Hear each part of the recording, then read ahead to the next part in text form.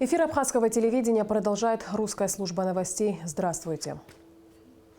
За прошедшие сутки тестирование на коронавирусную инфекцию проведено у 167 граждан. Диагноз COVID-19 подтвержден у 65 из них. На данный момент в Гудаутской ЦРБ находится 151 человек. Из них 130 подтвержденных на COVID-19 пациентов, в тяжелом состоянии 19 человек. Средней степени тяжести 47. Выписано 7. Амбулаторно выздоровевших 25 человек. Оперативный штаб по защите населения от коронавирусной инфекции призывает граждан Абхазии соблюдать все необходимые меры предосторожности, чтобы избежать заражения. В связи со сложившейся санитарно-эпидемиологической ситуацией все внимание граждан Абхазии приковано к Гудаутскому госпиталю, куда каждый день привозят больных коронавирусной инфекцией. В больнице ощущается нехватка медперсонала. Однако все пациенты обеспечены лекарственными препаратами и необходимым уходом. 2 октября ковид-центр с инспекцией посетил министр здравоохранения Тамас Сахнаки, которого сопровождала наша съемочная группа. Репортаж Гугуцы, Вардания. Гудаутский ковидный госпиталь. Сюда с самого начала пандемии привозят заболевших коронавирусной инфекцией со всех районов республики. Врачи работают практически без выходных, затем уходя на самоизоляцию и вновь возвращаясь в стены больницы. На сегодняшний день в ковид-центре около 150 человек. Куда сейчас? На 4-й этаж. А это для чего вы? Для капельниц? Да. Это в инфекционное отделение вы идете? Да. На время пандемии больница стала для нас вторым домом, говорят врачи Гудаутского ковид-центра. Некоторые из них в суете даже не заметили, как за окнами сменились 3 времени года. Вы на самоизоляцию как-то уходите? Нет, на самоизоляции вообще ни один день не было. Как началась вот эта вот эпидемия у нас, с первого дня, и мы работали вообще обычной жизнью. Началась эпидемия, мы никуда не уходили. Никакая ни изоляция, ничего, даже близко не. И хотим не уходить, никакую не изоляцию. Чем можем, помогаем. Получается, вы практически здесь живете? Да, вот наш второй дом – это больница. А вы домой как попадаете? Я вообще живу в деревне, езжу вот так вот, стою стопом на трассе. Каждый день, да? Каждый божий день. А с какой вы деревни? Я с Черной речки. Этери Барас работает в больнице на станции переливания крови с 1972 года. Однако с начала пандемии старается оказать помощь там, где нужна. По возможности сейчас, в данный момент, мы помогаем. И в аптеке помогаю, и в хирургии помогаю. Хожу, где могу. Я не могу так сидеть просто. Мы всю жизнь проработали так. И во время войны мы точно так же были сплочены. Все вместе и помогали. И у нас как-то все шло быстро. Ну, по возможности. Что можем, тем помогаем. Заведующая больничной аптекой Лариса Званбая работает в больнице более 40 лет. Фармацевт может покинуть госпиталь лишь на несколько часов. Я почти здесь нахожусь, дома вообще не бывает. Ночью вызывают, днем вызывают, в Сухуми езжу. Всем раздаю по отделениям то, что им полагается, что им нужно. По требованию выписывают, вот и дают. А вот вы домой как попадаете? Дома практически не бываете? Практически не бываю дома. Бываю, наверное, целый час-два.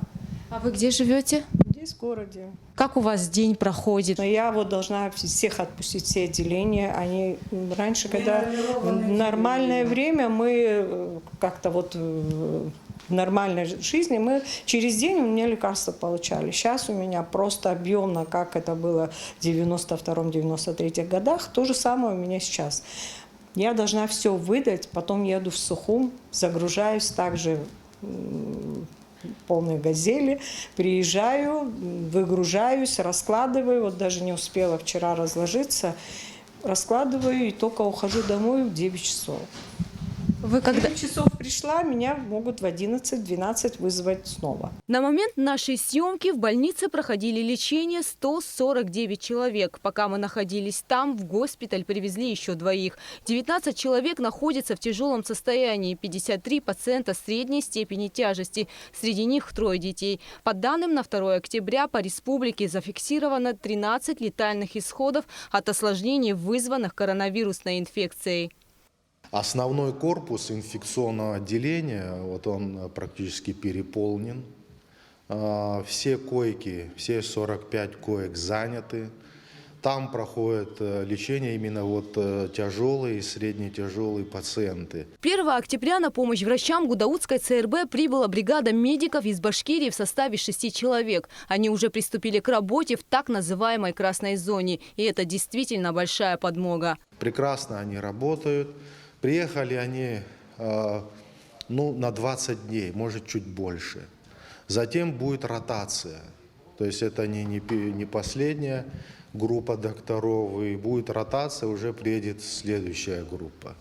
Но это в соответствии с нашими договоренностями с Минздравом России. Бригады врачей для работы в Гудаутском госпитале формируются во всех больницах республики. Отработав 7 дней в ковид-центре, медики уходят на самоизоляцию. Учитывая, что количество больных увеличивается с каждым днем, существует проблема нехватки специалистов. В скором времени к работе в госпитале будут привлечены и выпускники Сухумского медицинского колледжа. Сейчас они проходят соответствующую подготовку. Кроме того, мы обратились также и в Минздрав России с тем, чтобы они помогли нам и сестринским составом. То есть вот когда бригады выезжали, допустим, в другие страны, у них были комплексные бригады. Это врачи, медсестры, то есть специалисты разного уровня. Поэтому мы хотели бы вот именно в таком плане сотрудничать. Но я думаю, что этот вопрос будет решен. Гудаутская районная больница рассчитана на 250 коек. На данный момент идет работа по дополнительному созданию койко-мест и в других стационарах республики. По словам Тамаза Цахнаки, запущенный недавно КТ-аппарат облегчил работу в ковид-центре. Вчера практически весь день проходило исследование. Достаточно большая группа пациентов. Причем и стационарных, и амбулаторных. Это значительно улучшило качество диагностики именно ковид-ассоциированной пневмонии. И, соответственно, и это позволит и более точечно проводить все необходимые лечебные мероприятия, корректировать назначение, отслеживать динамику заболевания и так далее, и так далее. Сейчас мы дополнительно разворачиваем койки в других больницах, в частности, в Гагарской больнице, в Ачамчирской больнице, ну и в Сухуме на базе инфекционной больницы, где мы можем их дополнительно оснастить необходимым оборудованием, которое поступит к нам во вторник. И, соответственно, больных принимать они смогут в состоянии относительно удовлетворительном, либо средне-тяжелым, но стабильным. А в Гудауте будут проходить исключительно именно тяжело больные. В день здесь стали обследовать значительно больше пациентов, как стационарно, так и амбулаторно. Что касается решения вопроса централизации подачи кислорода больным, то работа в этом направлении начнется в ближайшее время и займет около 3 недель. Кислородные баллоны, они есть, заправляются в соответствующей станции, но в соответствии с указанием президента, Министерство финансов нас сегодня профинансировало по части централизации подачи кислорода. Мы уже отработали этот контракт.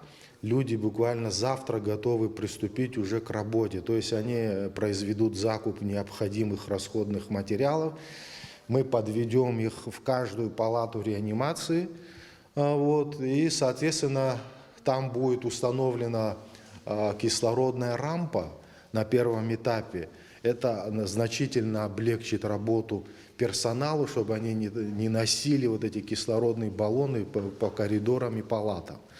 А в будущем мы рассматриваем вопрос и кислородной станции в том числе, для того, чтобы здесь непосредственно на базе больницы. На сегодняшний день больница обеспечена всеми необходимыми лекарственными препаратами. Лечение больных в ковид-центре полностью финансируется государством. Государство полностью берет на себя лечение ковидных пациентов.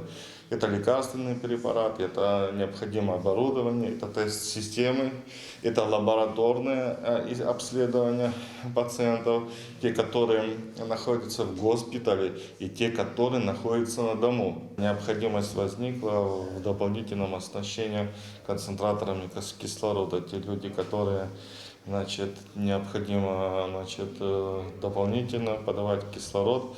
Данное решение, значит, было уже принято нами. Буквально вторник, среда.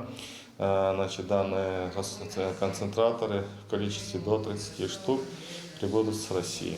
В ковид-госпитале на сегодняшний день используется 21 аппарат ИВЛ. И все же одна из главных проблем в госпитале – нехватка рук, в частности, младшего медперсонала. Несмотря на призыв Минздрава к волонтерству, желающих хоть чем-то помочь врачам пока нет. Гугуца Вардания, Михаил Братухин, Абхазское телевидение.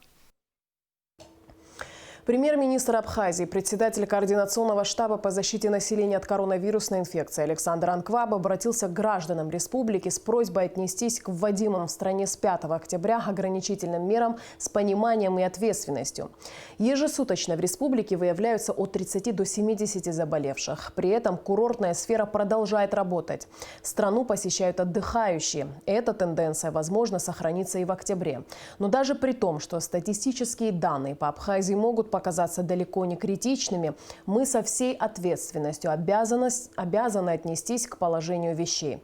Национальная система здравоохранения при всех усилиях министерства, при всей самоотверженности врачей, среднего и младшего медперсонала не готова самостоятельно противостоять, если так случится, эпидемии. Испытывается острый дефицит специалистов, вирусологов, инфекционистов, реаниматологов и других узкопрофильных врачей. Все без исключения медикаменты республика импортирует. Гудаутская центральная больница, в которой несут трудную вахту, и прикомандированные врачи и медсестры из других ЦРБ практически работает на пределе. Даже с учетом поддержки, которую оказывает Министерство здравоохранения Российской Федерации, при серьезном нарастании болезней имеющихся сил может не хватить, говорится в обращении премьер-министра. Александр Анкваб также отмечает, что руководство с особым вниманием следит за эпидемобстановкой в школах и детских садах. При ее ухудшении будут приняты необходимые меры по защите детей. Председатель Координационного штаба обращается к гражданам с настоятельной просьбой соблюдать и ограничительные меры, и элементарные требования личной гигиены, носить маски, перчатки, использовать дезинфицирующие средства. Только так можно минимизировать риски заболеть коронавирусом. Парламент Абхазии готов предложить город Сухум в качестве нейтральной площадки для проведения мирных переговоров с целью обсуждения ситуации в республике Арцах. Об этом говорится в заявлении Народного собрания в связи с последними событиями в зоне Нагорно-Карабахского конфликта. Как подчеркивается в заявлении, эскалация конфликта в Нагорном Карабахе выходит за пределы зоны вооруженного противостояния, ставя под угрозу весь регион Южного Кавказа. Парламент Абхазии призывает стороны к немедленному прекращению огня и началу цивилизованного переговорного процесса. Депутаты Народного собрания обращаются ко всему мировому сообществу, лидерам государств и международным организациям с просьбой содействовать урегулированию нарастающего конфликта, не допустить неоправданных жертв с обеих сторон. Премьер-министр Александр Анкваб обсудил с вице-премьером, министром финансов Владимиром Делба, министром по налогам и сборам Дауром Курмази и председателем Государственного таможенного комитета Гурамом Инапшиба исполнение государственного бюджета за 9 месяцев текущего года. Так, исполнение доходной части бюджета за 9 месяцев за период с января по сентябрь составила 53,6% по отношению к годовым показателям. В бюджет страны этот период поступило 5 миллиардов 404 миллиона рублей, что на 1 миллиард 315 миллионов рублей меньше прогнозируемых доходов. При этом государственный бюджет недополучил собственных доходов в сумме 676 миллионов рублей. В рамках совещания министр финансов также проинформировал главу правительства о работе над проектом бюджета на 2021 год. Как отметил Владимир Делба, бюджет будет основан на реальных прогнозах с учетом оценки исполнения бюджетных прошлых лет и влияния экономических изменений, связанных с коронавирусом. Помимо этого, расходная часть бюджета будет строиться на принципах оптимизации и эффективности расходов. 2 октября 1992 года была одержана первая победа в Отечественной войне народа Абхазии. В эти дни исполняется 28 лет со дня освобождения Гагры от грузинских агрессоров. Гагрская операция под кодовым названием «Буря» началась 1 и завершилась 6 октября, когда абхазские ополченцы вышли на границу с Российской Федерацией. Хронология событий в материале из архива Абхазского телевидения. 48 дней Гагарский район был под контролем войск Госсовета Грузии. Гагарская операция под кодовым названием «Буря» началась 1 октября в 14:30 огнем из нескольких орудий. Первый бой завязался у Колхидской сельской библиотеки, где засели грузинские гвардейцы. В начале Гагарской наступательной операции у абхазской стороны было минимум вооружения. Для сравнения, 570 человек были вооружены стрелковым автоматическим оружием. У остальных же были лишь охотничьи ружья. Из боевой техники абхазские формирования располагали лишь 2 танками Т-55 и 2 минометами. И все. Зато враг был вооружен до зубов. Под ружьем с грузинской стороны находилось свыше 4000 человек. Их поддерживали свыше 40 единиц бронетехники, десятки артиллерийских орудий, минометов. Позиции абхазов все время атаковывались с воздуха. В городе были разрушения и жертвы среди мирного населения. В ходе наступательной операции шла упорная борьба за господствующие над городом высотами, особенно за овладение горой Мамзычха.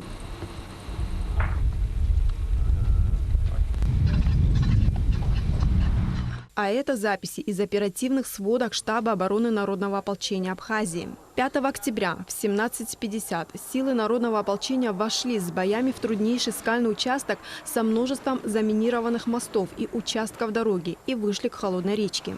После перегруппировки в 6 часов вечера был прорван заслон противника, а на Цандрипском спуске после очередной атаки его сопротивление было полностью сломлено. Противник, бросив танки, боеприпасы и вооружение, бежал кто куда, кто в горы, кто до российско-абхазской границы. Бандиты, которые пришли в Абхазию, мы всех прогоним отсюда. Ни один абхазец и все наши братья, которые пришли сюда, воевать за нашу землю. До последней капли крови будет воевать. Так что пускай они знают, что мы никогда не сдадимся на нашей земле. Обстановка нормальная, взяли, как через час возьмем. Уже прошли.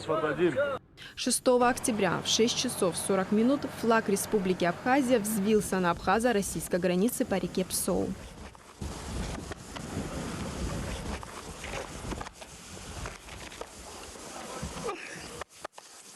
Находимся на посту Псоу на южной границе России с Абхазией. Шум боя был слышен вчера вечером. К ночи сильно усилился.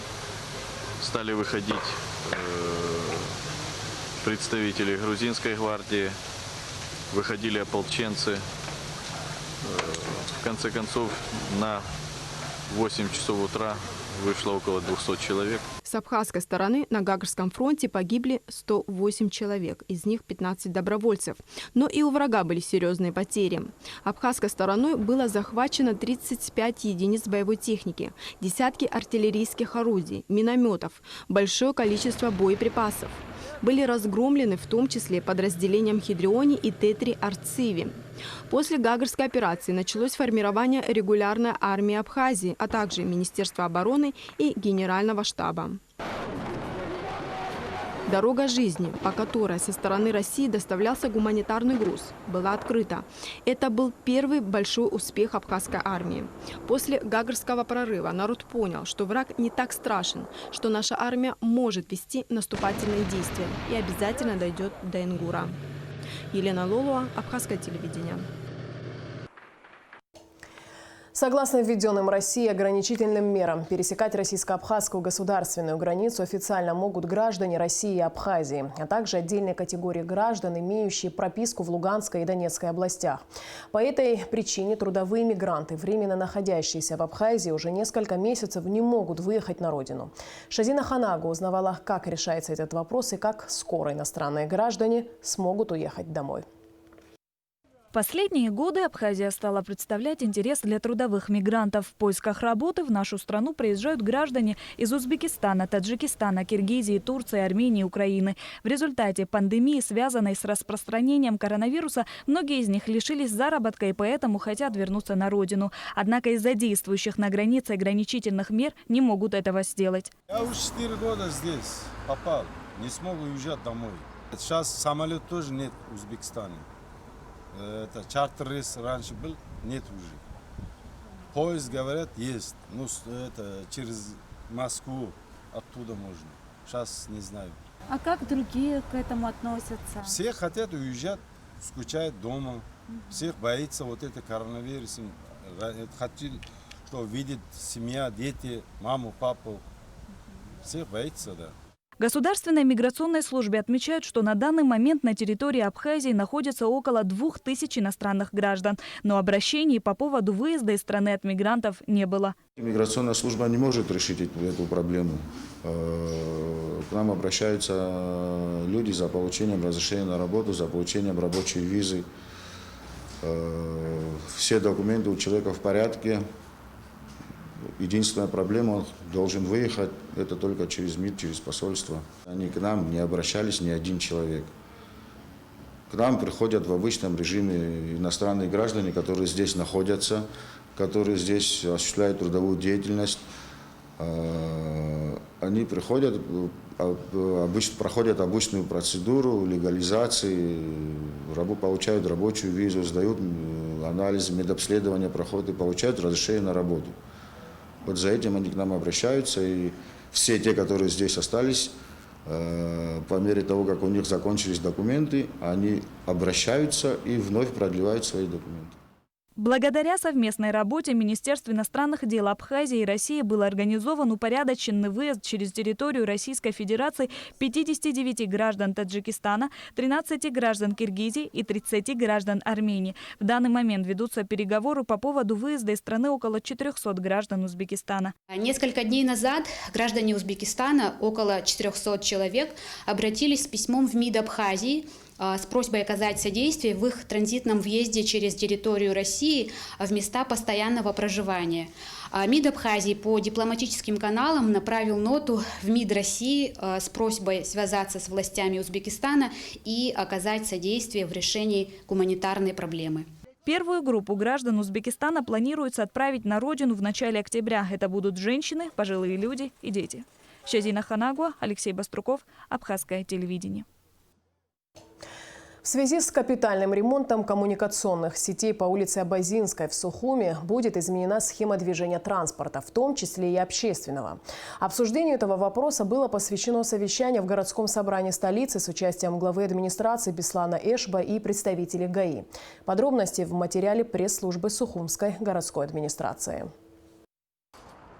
Ремонт коммуникационных сетей в центральной части улицы Абазинской в Сухуми по инвестпрограмме планируется провести в течение 3 месяцев. На этом участке дороги от улицы Лакуба проходит маршрутная линия автобусов, троллейбусов и маршрутных такси, обслуживающих новый район. Начальник департамента по управлению транспортом и организации дорожного движения администрации Сухума Тимур Абгадж проинформировал, что в связи с закрытием этого участка дороги маршрут новый район Рынок переносится и продлевается до улицы Айтгалара. С улицы Лакуба троллейбусы, автобусы и маршрутные такси будут поворачивать на улицу Айтгалара. Эта улица на время будет с односторонним движением до улицы Арзанба. Далее маршрут троллейбусов и другого общественного транспорта, который едет на новый район, будет проходить по улице Арзанба. Они будут заворачивать по улице Абазинской и далее поедут по нынешнему маршруту. Мы считаем, что данный маршрут он и социальную тему снимает очень четко, и в условиях обслуживания пассажиров пассажирским автотранспортом будет более комфортным, более удобным, особенно в зимнее время, когда не надо проходить лишний раз, 2, 3, 4 квартала, а в ближайшем месте сесть и уехать. Планируемый маршрут рассчитан на то, что он не вызовет неудобств для жителей столицы. Остановка останется на этой же улице Абазинской, выше кварталом, а для многих он станет еще удобнее, так как будет проходить по центру города. Мэр города отметил, что в администрации прорабатывали различные схемы. В итоге пришли к представленному депутатам горсобрания, учитывая, что эта схема будет более комфортной для граждан. Идея пришла не сразу, мы прорабатывали много вариантов, и улицу Пушкина, и другие улицы, которые идут. У администрации, у ГАИ, республиканского, городского есть понимание в том, что мы можем пойти на этот шаг. Главное, об удобстве идет речь. Работы по замене коммуникации по улице Абазинской должны начаться в скором времени. Схема нового движения общественного транспорта будет задействована в течение октября. К этому времени будет проложена троллейбусная линия по улице Айтгалара. Мадина Абганба, Давид Авицба, пресс-служба администрации города Сухум. Распоряжением Кабинета министров Абхазии в целях обеспечения условий для проведения в учреждениях и организациях дезинфекционных мероприятий, направленных на профилактику распространения коронавирусной инфекции COVID-19, суббота, 3 октября, объявлен выходным нерабочим днем. Напомним, что ранее Кабмином было принято решение о переносе в 2020 году выходного дня с 3 октября на 27 августа. И в конце выпуска прогноз погоды. По сообщению Гидромедцентра, в выходные дни в Абхазии ожидается облачная погода с прояснениями. В субботу утром возможен кратковременный дождь, гроза. Температура воздуха ночью плюс 12-17, днем 21-26 тепла. Температура морской воды плюс 24. На этом наш выпуск завершен. Всего доброго и до встречи в эфире.